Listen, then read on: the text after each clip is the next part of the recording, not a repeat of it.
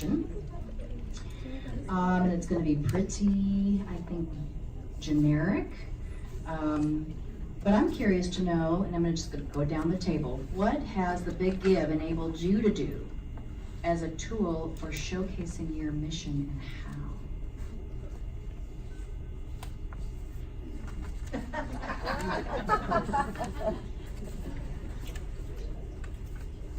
I think it's hard to say exactly what's the best thing that it has done, but for in my opinion, it has showcased the work that the North Bend Area Community Foundation has done to younger people in our community, or people that grew up in our community. So I think it has reached a different audience than what we had reached before. Hooray! So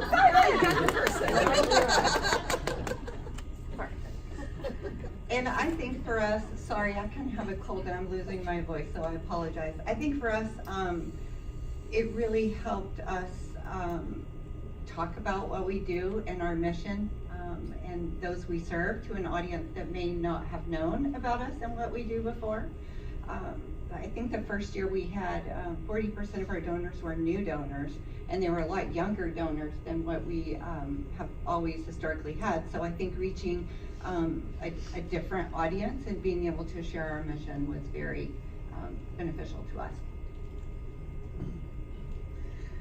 I think for Habitat, it kind of forced us to get a little bit more into social media. We already did a lot of social media, but it kind of forced us to learn and develop that even more. So last year we did a lot of videos, which we hadn't done that before, but I felt that was important, so we were kind of forced into doing it, and now we're able to use those for other things as well. I would say for Bergen, we always internally with those who have been to Bergen and those who have graduated from Bergen, we always talk about the Bergen family. And so just bringing the alumni together with the current families and current students, bringing that Bergen family back together is what we always strive for. And so through the Big Give, it allows us to do that at any, such a variety of whatever you can give, the capacity that you're able to give comfortably. It allows that and brings the family back together. For Uniquely Yours Stability Support, it's a lot of the same similar things. I think one of the biggest things is, you hear all those buzzwords about what your programming is, but not always what the details of the programming. And this was a great platform to be able to do that, to showcase what the programs are, who we're able to influence, where we need assistance, exactly what we're doing, and the numbers that benefit the community. And then I also agree with, we never had a video. I had no idea what Twitter was. I'm very old school, and this was a great opportunity to learn a lot of those social medias and how to engage those that use those social medias. And so that was a big plus for us. I'm going to just keep it down here because I have a question for Quick question for Robin. Tell me, because you were just amazing. I remember the first year we just saw your team and your materials everywhere, which was so amazing. Tell me, what does Uniquely Yours look like on the day of the Big Give? We're really fortunate that our team of volunteers are extremely enthusiastic. And a lot of it is how we operate like a small family. So they are always looking for the next big thing that they can do. So on the day of the Big Give, we actually put together our plan before midnight, because our street signs, I'm sure that you've seen them. So we just reached out to an out-of-state sign company so that it wasn't competing with, asking all of our local businesses, and they donated the signs that we needed. And so we don't put them up until midnight. And so there's 3 of us that are out there putting up the street signs, and then we usually have a big event, And they like to get creative on what we can do. Like we had our own little, what we called a parade. So we had a local Pro Street racer that we took the top off, and we had one of our volunteers in it holding up the sign, driving all over Fremont. And it's just, you know, reaching out to those volunteers that you already have and asking them to be a part of that. And there's a really good chance they want to be a part of that, and to give them an opportunity to get excited and to do something. I'm gonna have Sarah answer the same question, because Sarah, working for Bergen, everybody can hear me, She has a wonderful opportunity to make full use of Darling Children in communicating what's important about supporting Bergen. And you guys did something really creative, I thought, last year with your whole group, your whole student body came together. So last year for our event on the day of the Big Give, we had the entire school come to the elementary, and we invited the public to come in as well. And they did an all-school rosary, and so the kids actually said the rosary. They were prepped ahead of time, and so they were able to know what they were supposed to say. And any little girl in a plaid skirt with pigtails is just adorable. So they did a great job, and so it was a fun event to see, and again, just bringing the family together and supporting the mission that Bergen strives for every day. So as you can see, there are a lot of different ways that an organization can kind of customize the approach to the marketing based on what you do and who you serve. Some of you will have extra special tools that others won't. One that comes to my mind that's served Fremont Public Schools very well over the past years is, what is it called? Joe Sajovic can chime in back there. School messenger. The school messenger, yes. So if you were at home last year and you have a child in the public schools, you may well have gotten, your phone may have rung, or you might have gotten a text reminding you to support the Public School Foundation during the Big Give. So not everybody has that, available in their toolbox, but it's a smart way to use it if you've got it. So those are opportunities to look for. So last year, I'd mentioned that Joy, Habitat for Humanity, won the Big Give Event Planner Prize. We had a lot of great ideas. It was a hard decision to decide who was going to actually take home that extra $1,000. But you guys came up with something that was very visible. And why don't you share with them what that was? Sure. If you aren't familiar with Habitat, we also have our home store, which is donated items that people give to us, and then we turn around and sell to help us raise money. Well, with our home store, we do pickups and deliveries, and so we have two big panel trucks, and we happened to be in the middle of painting them at that point.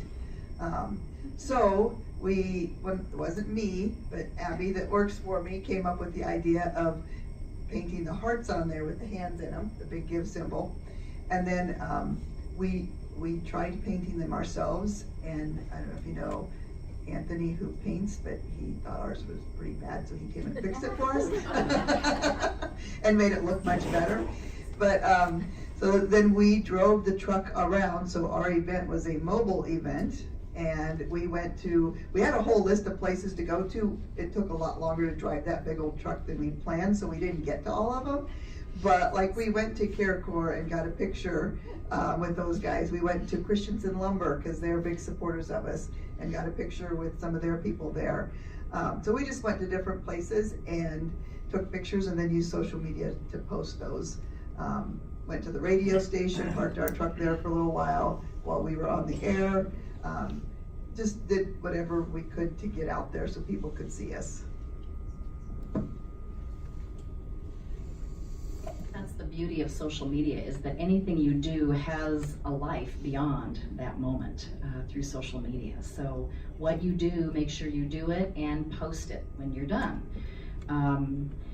What I'd like to do next is ask if anybody would like to share a particular success from any of the past 2 years, is there any particular thing that you can think back and realize was really kind of a special thing or particularly successful for you? Do you have something to do?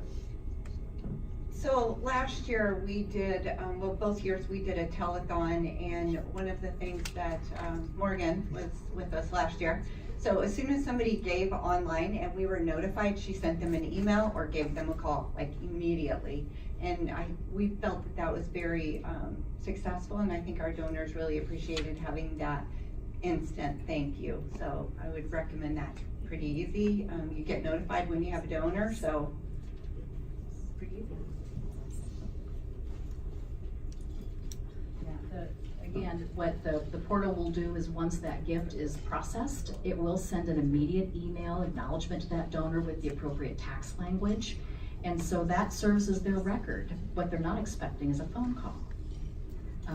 And they're pleasantly surprised when they get that thank you note the next day or two that is from a board member or a staffer saying thank you so much. So the more opportunities you have to make that touch with your donors, the more likely they are to be giving again the next year. We did a donor survey after our big give this past year, and we had over 95%, I think it was, of the donors that responded say, you bet, I'm gonna give again next year. So you wanna make sure that that is a feel-good experience for them.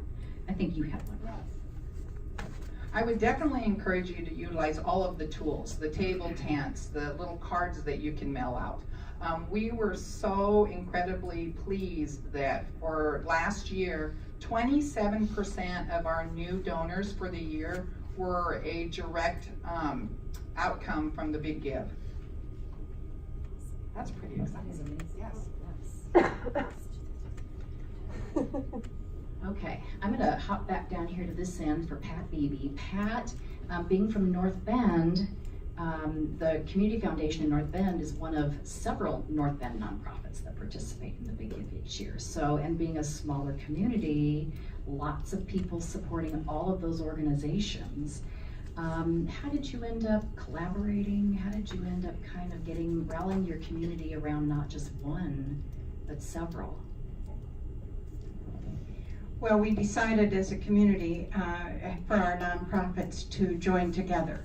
So that we had 3 nonprofits that were part of the Big Give: the North Bend Area Community Foundation, the North Bend Central School Foundation, and the North Bend Library Foundation. So the 3 nonprofits, we advertised together. We bought an ad in the North Bend newspaper and split that ad so that all 3 of us were together on it. We had a giving station at the North Bend Library on the day of the Big Give, and all 3 nonprofits had representatives there to accept checks and to help people make their donations online. And if there was not a representative from one of the other nonprofits, then we helped with that donation also. So we really worked together, and I think it did not detract from any of our donors, from any of our donations. I think it probably encouraged, because we did have people that came in and gave us each a donation for each one of the nonprofits. So I think it was very beneficial. Let me just add one quick thing to the thank you notes. The thank you, as an administrator, and we all signed that paper, you will receive an email that will tell you who has made a donation and the email, so that you can send that email immediately. And that's what we did also. We sent that email immediately saying thank you. I mean, within minutes of that going out. And then we also had, at our giving station, we had thank you notes there, so that the workers there, as the donations came in, they just sat and wrote the thank you immediately. So that was in the mail before even the check was deposited. That's so awesome. We're gonna have you teach training, Pat. Fantastic. Well, we hope that those collateral materials we give you and those templates kind of help, help that process move forward a little bit more easily. That's wonderful. I know collaboration is key, and it's all about doing something that's gonna raise awareness that day, a lot of our nonprofits in the area collaborate with each other every day. I think that it was great that, like Joyce said, they hopped over to CareCorps, and boy, that just lifts up both of those boats right away. You've got now your message being shared with the friends of the other nonprofit, and you know, donors love it when nonprofits work together to enhance efficiency and impact. So that's fantastic. So what I have is I'm going to send it on down the line, and I want each of you to tell me, if you can, what do you wish you had known that you didn't know? And I'm throwing this one at you because this was not on your list. But what did you end up feeling like, ugh, that ended up being a challenge for us. I wish that I'd known that. Or maybe it was a surprising positive outcome that we didn't anticipate. You don't know an answer right away. We did find that the technology was a little bit of a challenge. And so I love hearing that there is a help button. I love hearing that there is a chat for that moment that you are accepting that donation, and if you have a question about it. There is a form and this all comes in the training, but boy, when you get there on the day and somebody comes in with a check and you think, now what am I supposed to do? What do I write on the check, and do I keep this check? Do I hand it back to them? How do I make sure that this check is in the right place? And so that was maybe a little bit of a challenge for us, and I'm very glad to hear about how that is now being addressed. There's one other helper too that I failed to mention. We again have a Midland student serving as an intern at the foundation. Last year we had what we called call-in clinics, because our little intern Colin Wright was available to work one-on-one with organizations that needed help. Colin has moved on to bigger and better things in his major area. So now we have Bailey, and she too is going to be a wonderful resource. So you can always call, and we can hook you up with some one-on-one training this year as well, which is just another opportunity for you. I'm not sure if it was a challenge, but maybe. We had one donor that gave to both organizations, and they mailed the check, and they just addressed it to our organization. So we weren't quite sure, like, is this a big gift? Is it not? Is this just a donation? So we just ended up calling that donor, and he said, well, it's through the big gift. So yeah, so that wasn't that big of an issue really, but we certainly thought, what do we do?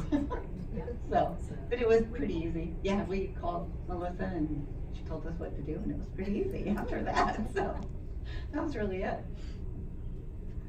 I think for us, the first year, I guess I had several things planned, other appointments and things during that day. And I discovered that this is a day you pretty much have to set aside, and all you're gonna do is big gift stuff. Whether it's sending thank yous or doing whatever, but don't schedule anything else, just plan to spend the day. And once I realized that, then last year, it's like I didn't have anything else in the calendar, and it was just a day for us to do whatever, have fun, and try and raise funds, and it was much less stressful doing it that way. And more fun. I would say that for me personally, the thought of trying to create a video is overwhelming. I mean, I wouldn't know where to start with that, and so to overcome that, I would, recommend, reaching out to your volunteers, because I do think a video is impactful and powerful and important, and so reaching out to volunteers, seeing if any of your volunteers know how to do that, and then also reaching out to Midland to see if there's any Midland students that could help you build that, create that for your organization, and just another resource if you haven't thought of that. I think for us, like the day of the event, one of our internal events was called a Summer Sizzle and Surprise that our volunteers put on.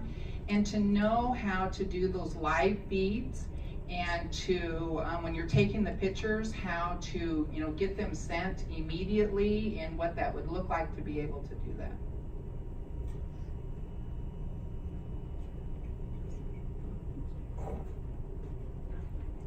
Fantastic, lots of great learning here. You guys have really come a long way in just a couple of years. It's pretty impressive. I think that one certain take home is thank your donors, and quickly and often. And when I'm thinking about how that immediate email goes out right after thanking them, what I think is that makes them want to give maybe again that day, or certainly in the future. What I want to make sure I do is allow time for others in the room who have questions to go ahead and offer them up if you would like to find out. And while you're thinking about a question, I'm going to ask Tara, who hasn't touched on one other thing. I think CareCorps you were in the top 10 on the leaderboard, were you not? For dollars raised. And there was another activity that you did. I don't know if you did it last year or you did it both years or what, but that was another, yeah, that was a good thing too. So while she's sharing her one little fundraising strategy that was very effective, please be thinking about questions you might have for them. So we had a telethon, like the old-timey telethons, where we literally had our board members come in and we printed them a donor list. And they went through that donor list and said, hey, I know this person and this person and this person. And they just started calling them up and saying, hey, today is a big give. Have you thought about giving? Would you like to give to our organization? And they were very successful. I mean, we had one board member who I think raised $1,200 just by him making these little calls. And they were nothing more than $100 at a time. So there was a lot of 50s and 25s, but it was fun. And the other thing about that too is we had these little stickers printed that said, like, I voted stickers, but they said I gave.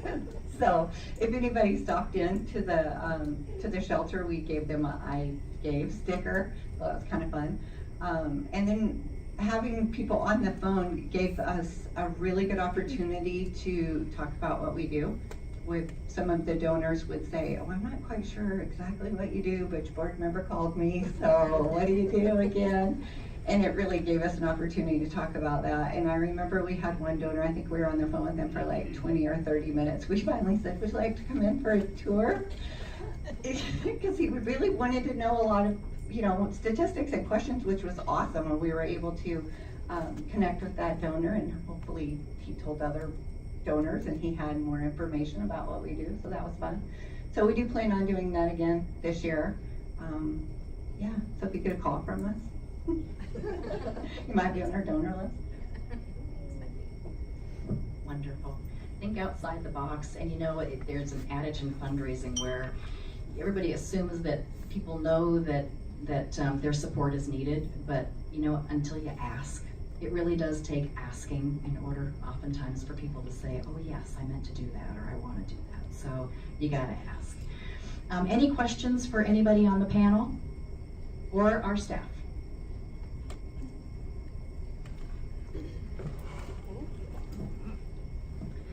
So as a first-time organization participating, just if you want to dip your toe in and participate in the event, maybe not have it a full-on event, how many volunteers or people participating would you recommend if we want to have one of the giving stations and have all of our bases covered for May 7th? Like, how many people do I need to have on board with me to make sure we're not drowning on May 7th? What's your goal? For funds raised? Yes. Do you have a goal, like No. 5,000 or 50,000 or? Not 50,000. We haven't identified that yet. Okay.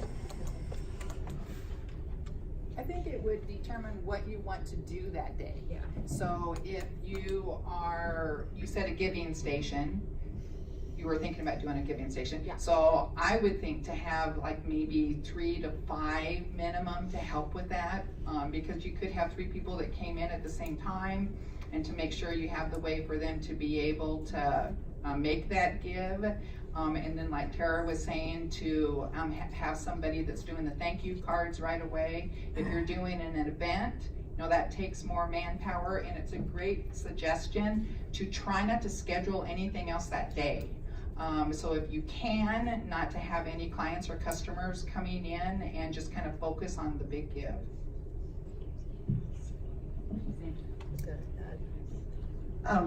It really depends on what you wanna do. I don't know that it takes a whole lot of people so much, as long as you're not having like a telethon or something like that. But, like, we did a lot of social media, and I was talking about videos.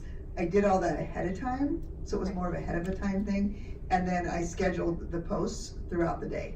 So you can schedule posts on Facebook, so they just go whenever. So I had those scheduled. But as far as live posts, it just depends how many people you want talking about what they're doing and what's going on and that kind of stuff. That's a great tip too, about scheduling the posts ahead of time. I would agree with Joy and Robin. It just kind of depends on what your goal is and what you plan on doing for that day, but definitely have someone there to answer questions. If you're going to be the giving station, the person that's going to be walking through the website and the giving, make sure they're really trained and comfortable on that, because it's kind of frustrating when you're like, oh, I'm stuck or I don't know what to do. So have them attend the online giving training. Okay. And yeah, I think just plan ahead.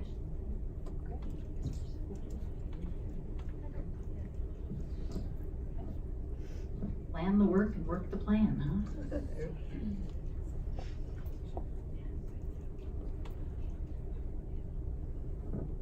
I was just curious, how much pre-event promotion did you do? Like, did you work up a month ahead, a week ahead, and did you change it from year to year to make it more successful?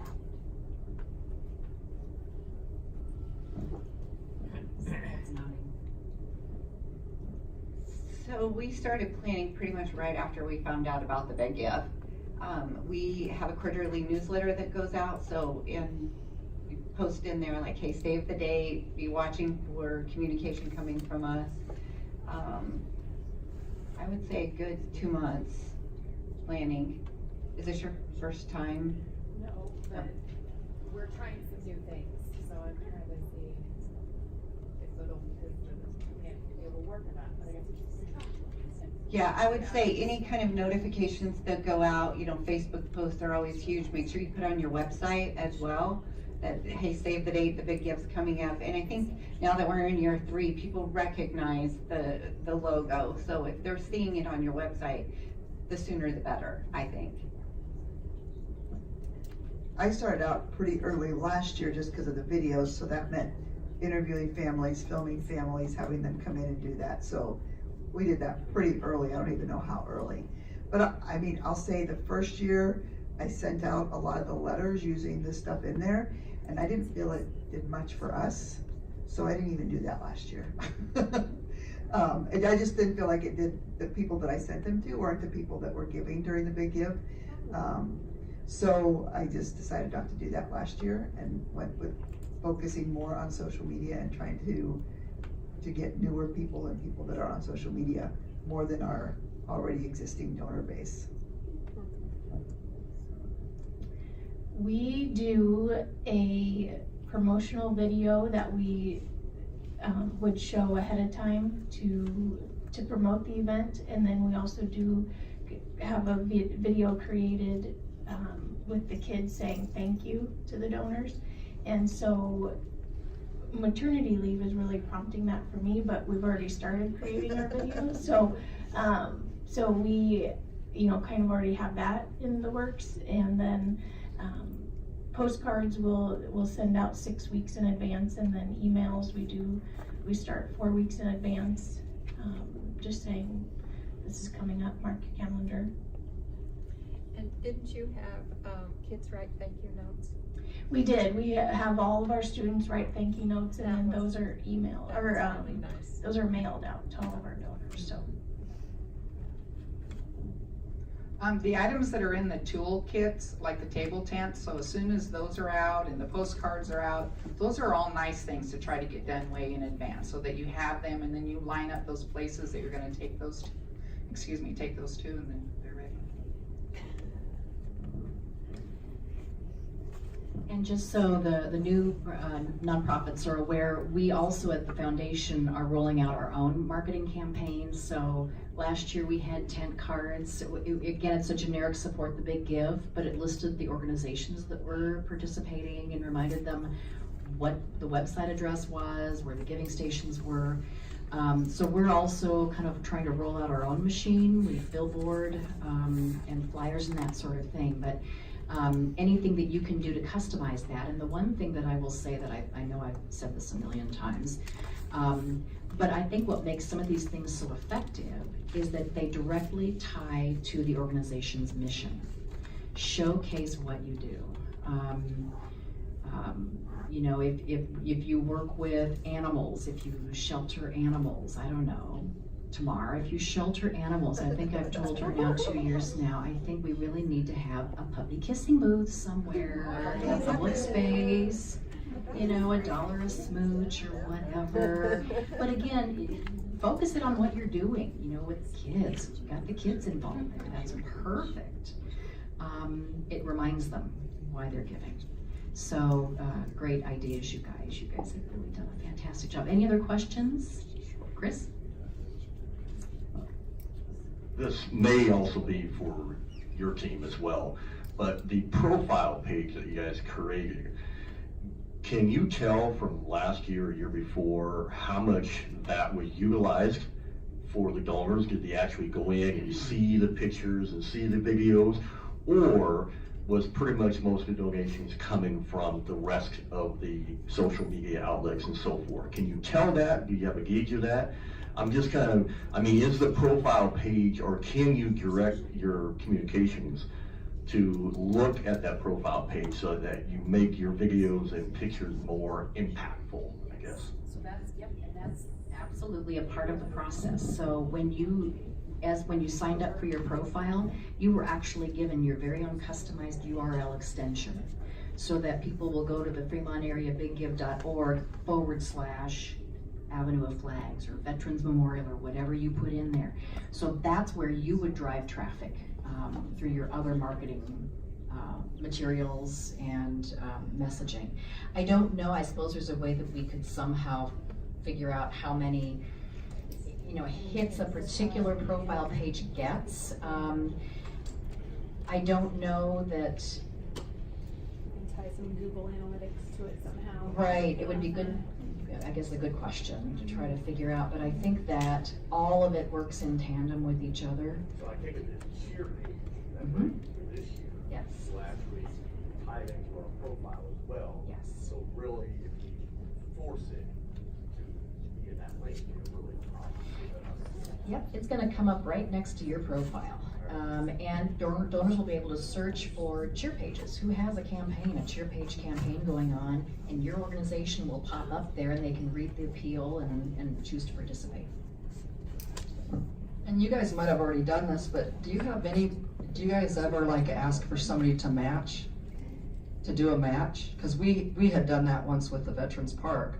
And we had somebody say, whatever you raise in the next 6 months, I'm going to match it. Well, we really hustled to get a lot, and then he doubled it. I mean, he matched it, and it was awesome. So that might be a good idea too. Absolutely. We did have a couple of nonprofits, I know last year, actually secure a challenge grant donor, and they were matching every dollar raised up to a certain level. Again, they did it without any sort of like a natural tool like a cheer page would be. I think that now is the time where I've got this really cool thing. Maybe you have a donor or a board member that you know is planning to make a gift or thinking about making a gift. Why not make it in tandem with the big give, and then they can use their gift they were already planning to make to leverage other donor gifts, you know? We had a great opportunity there with one of the other participating nonprofits. They had a donor ready to make a large commitment to their project they were raising money for through the Big Give. And that just really helped, number one, elevate the whole fundraising effort. And then inspires other people to get involved in it. So absolutely. That's basically, you don't have to have a challenge grant, gift, or donor to do a cheer page. But I think if you can find one, why not? And it doesn't have to be that they match every gift up to a certain amount. It could be, we've got a donor who every gift we receive, he's gonna add $25 to on the day of the big gift. You know, anything that just kind of, you know, gamification, anything that makes it fun and participatory is what you wanna try and do. I need to get back here to Barbara, I keep busy.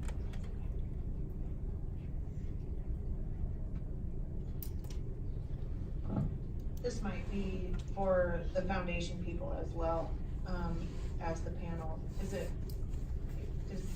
Has it been more effective for the nonprofits to have the funds designated for a specific project or just an overall to their organization? We've seen organizations do both. Don't know, did anybody there sort of decide to target a particular thing? I think we picked a couple of our programs and just kind of highlighted a couple of our different programs so that they had an option. And I think that Bergen, it was the Bergen Fund, wasn't it? Which the Bergen Fund supports the general operating budget, and the Bergen Fund supports the school's general operating budget, but we again highlight, you know, these are the programming pieces, these are how the students are affected, that the Bergen Fund supports, you know, so we make it, we try to paint a picture, try to make it visual, you know, so they can grasp what they are giving to. I think that Midland also, they kind of focused on scholarship support, didn't they? Put together a great video, or maybe it was put together for something else, but they shared a video featuring a student that was wonderful, yeah. So, you know, that helps if you can kind of identify a particular thing that maybe you've had experience, you know that it resonates, and it's helpful, why not? Dave? I just would like to report the Hooper Area Community Foundation in 2017 had a specific project of basketball courts that we were going to build in the park, and we were a lot more successful in the donations that we received in 2017. I think in 2018 we probably weren't prepared enough to answer, well, what community improvements will you utilize our dollars for? And we should have been a little more prepared, so I don't think you have to have that specific project, but it was beneficial for us in 2017 to have that. I think that too, like what Sarah was saying, you give them something to visualize. They want to be able to have a sense of what their dollars are going to support. Yeah. So you definitely want to tell that story well. Anybody else? Questions? I think we're good. Okay. Well, thank you very much, ladies. I appreciate that very much. Again, the exchange is a great place to throw out questions. If you have them, feel free to do that.